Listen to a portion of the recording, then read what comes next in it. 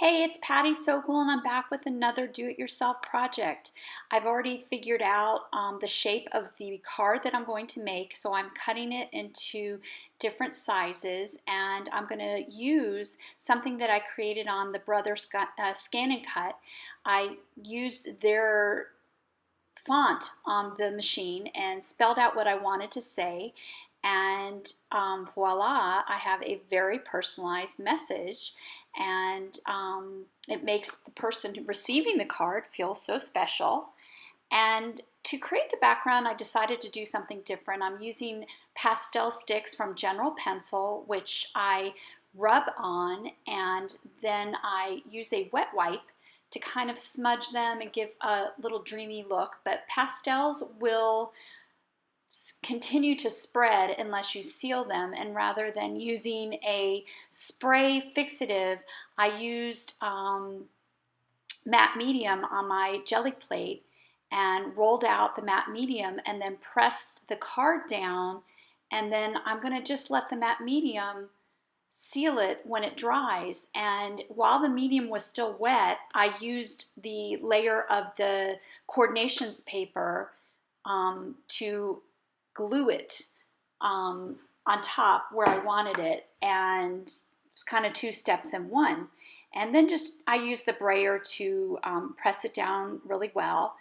The cool thing about coordinations paper is that you can distress it, you can do lots of different things, and I thought the pastel background would work really well if I distress the coordinations cardstock.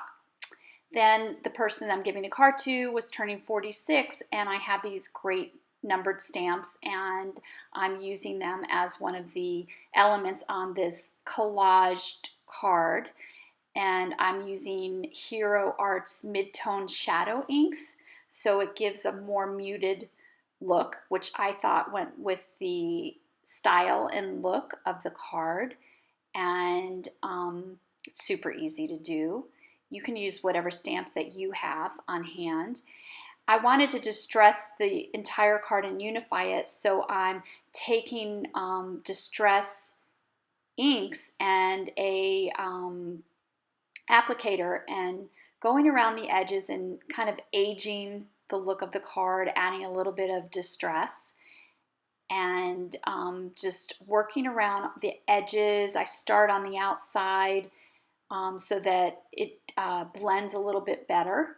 And the great thing with the distress inks is that if you make a mistake, you can just wet them and they kind of react with the water.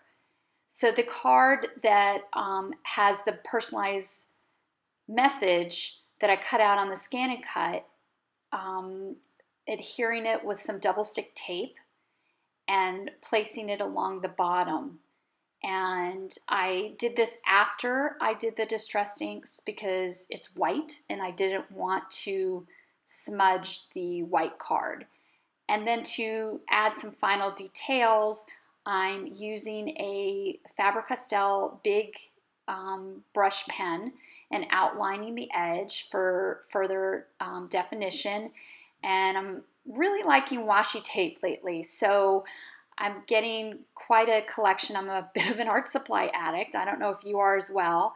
And I thought that the tape with the numbers worked really well with the color scheme that I had going for this card. And I thought that the card needed one more little detail, and there's these great stamps that Stampers Anonymous has from Tim Holtz. They're different expressions, and I found one, Make a Wish, which I thought was very appropriate for a birthday card. And again, I'm using Hero Arts, the mid-tone ink. I will have all the links to the products on my blog, and if you go to pattysokol.com, then you can find them there, so you can find all the products that I'm using. And I stamped down the outline first, made sure it was dry before I added the sentiment inside. And I had to stick one more piece of washi tape on there because I love washi tape. So anyway, I hope you enjoyed it, and I hope that you subscribe to my channel and watch more videos.